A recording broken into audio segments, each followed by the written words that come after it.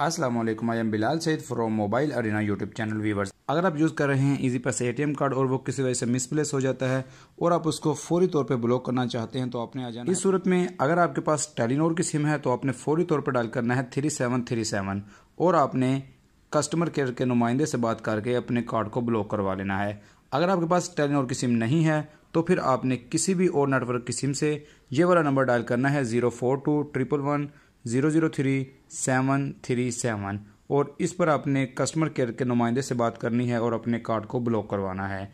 तीसरा तरीका ये है कि आप यूज़ कर रहे हैं कोई भी स्मार्टफोन, जैसे कि मेरे पास इस वक्त ये फ़ोन है, आपने आ जाना है अपने एंड्रॉयड फ़ोन के अंदर और अपनी इजी पैसा एप्लीकेशन के अंदर। इजी पैसा एप्लीकेशन के अंदर आपने इसको आके साइन इन करना है और इसके बाद आपने यहाँ पर आना है माई अकाउंट।